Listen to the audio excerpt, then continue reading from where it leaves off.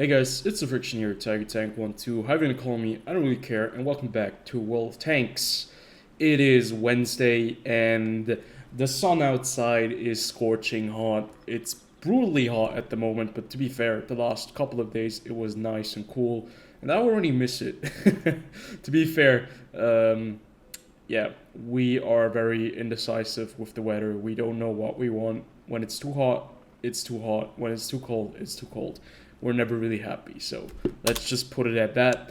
Today we're going to be taking a look at the upgraded E100. This is one of the tanks that was recently buffed in patch 1.10, and it was the very first tank that I thought of when I installed the patch. Now I really didn't I actually wanted to make this video earlier, but it turns out that the mod that I'm using, like Solo's mod, was not up to date. So I thought, you know what, I'm just not going to be playing this game without the mod, because this mod just allows me to put things on tanks a lot faster and, you know, get the crew automatically switched over to another vehicle if I already had it in the tank previously.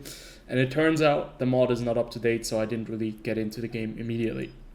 But today we're going to be talking about the E100 and the changes that have been made to its characteristics. And we're going to be backing up this kind of gameplay with, or no, this kind of video with some gameplay. Probably just one gameplay.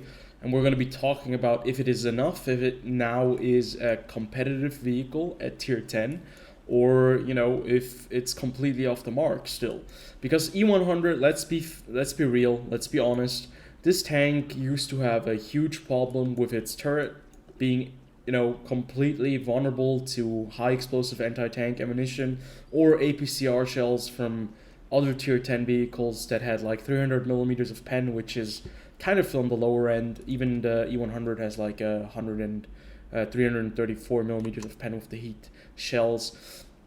And to be fair, it just basically melted like butter. It was a huge target that you could easily penetrate it from the front. And the thing now is the question, is it actually better? Did they improve on the survivability of this vehicle? So the main change that they actually made are two changes to the firepower, to the gun, and to the survivability. So the one thing that they changed is that they added more armor on the turret, specifically on the cheeks at the front. It's now 270 millimeters. I'm not sure what it used to be previously, but 270 millimeters does sound like a lot. And the angle as well, to be fair, it's still rather flat. It's still on the flat end, but it does seem to be a little bit more angled. Just a little bit. And maybe this time around it's going to be enough to allow you to really bounce shells, and especially the gun mantlet, which kind of was a problem previously as well.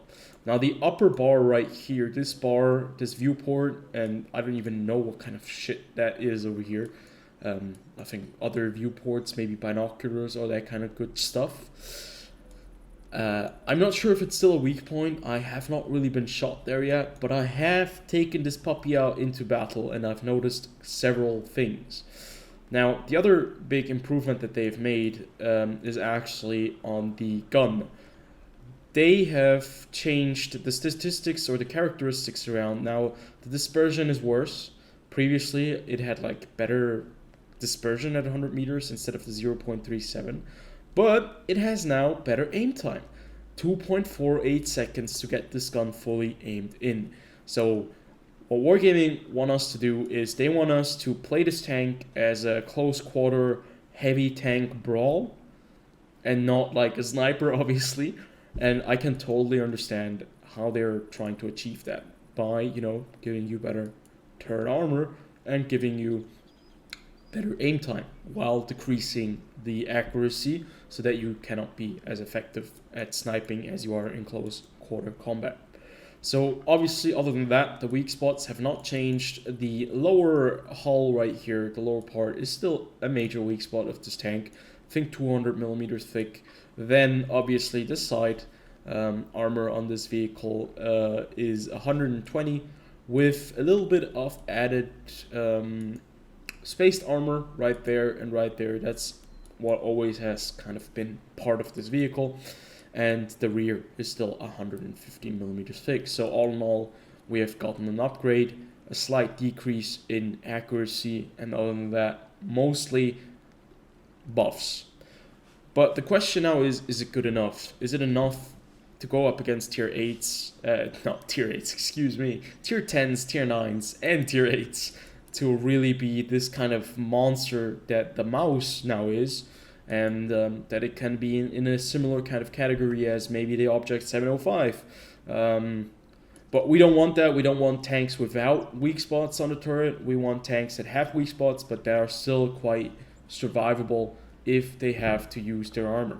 So I'd say without further ado, let's jump into the gameplay, check it out, and I'll give you a verdict at the end of that. And let's do that. So we're in the game. Bloody hell. You know, I close World of Tanks. War Thunder pops up immediately with some kind of update, like all over your face. And I just wanted to watch the replay, so kind of had that shut that thing off. But here we are. We're playing the E100, the glorious E100 with the pay-to-win skin that we got. It's not pay-to-win, but you had to pay for it because you could only get it out of the boxes. And we're playing some tier 10s, we're playing some tier 9s, and no tier 8s. So it's a pretty good setup to test this vehicle out now. And we're on Kharkov.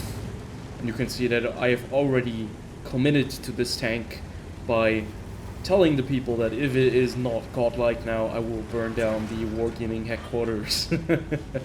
Which obviously I'm not going to be doing.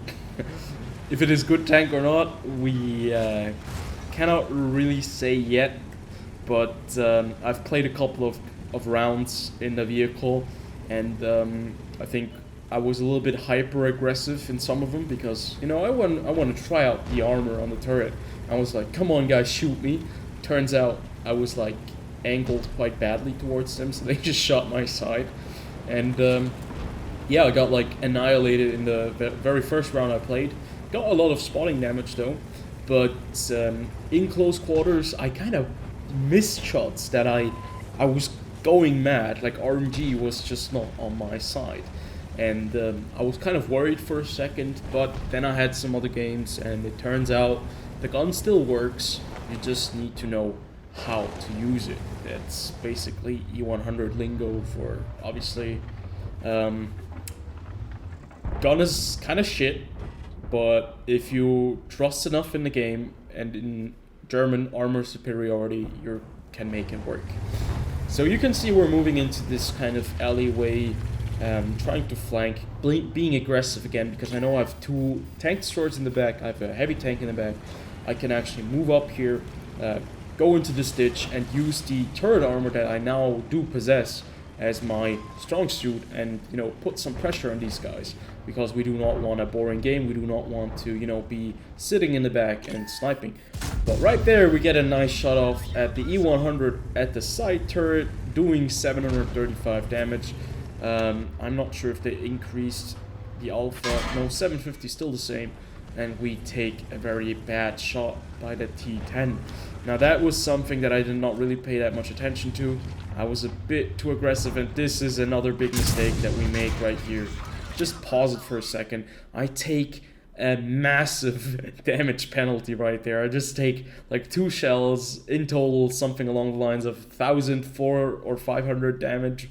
Immediately my HP just drains, and I obviously did not expect them both. I did expect something to be sitting back there, but as I turned the corner and nothing shot me, I was kind of feeling safe. But, you know, World of Tanks never feels safe if there's a bush somewhere. And this E100 was just too...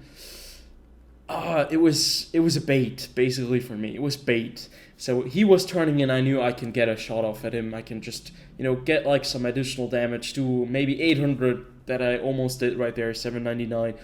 But I exposed my front part, the side part of my tank too much, and, you know, with AP, with standard shells, they're going to be able to go through. I hope that my spaced armor right here would help me a little bit, but it did not, and I did punish, or get punished for that, unfortunately. Big misplay. You know, this is the kind of thing that I talked about previously, the hyper-aggressiveness that I have now with this tank. And I noticed, so, you know what, I'm gonna take a step back. I'm gonna hope that these guys in the back will support me. We are very light on the left flank, so we have to be dominant on the right one. And I'm just gonna be in the back, you know, and I'm gonna try to see if I can use this gun to my advantage. Now it has very good aim time, and you can see the reticle is quite small. It's something that I don't know of my E100, like how quickly it zeroes in. And you can see we put a snapshot into the M103, and that is something you can do now in your E100. You can now snap this boy, and the 246 millimeters of pen will be enough to go through the M103, and right there I am now aware of the object 268 in the back. I'm even calling out to my T95 boyfriend here, or whatever he's, to my friend, my hero, my savior, the FV4201, and you can see that he actually gets punished with high explosive for sticking his head out right there, but he does manage to take out the object 268.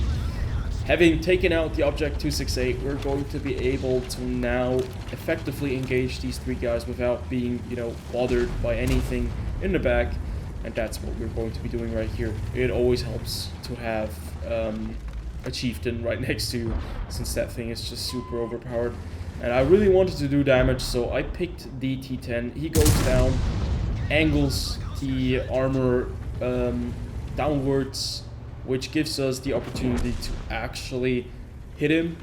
And right there we bounced the very first shell basically all day long.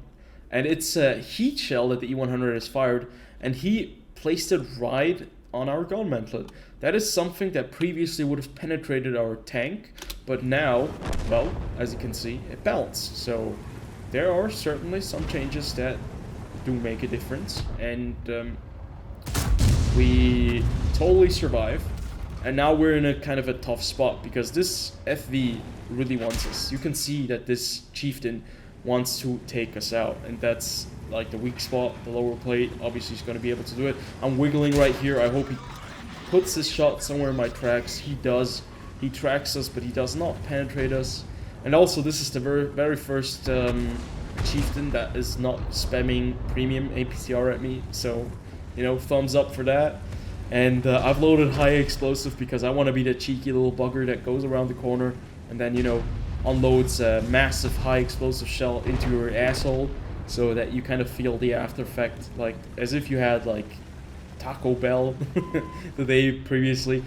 Turns out he knows what I'm trying to do.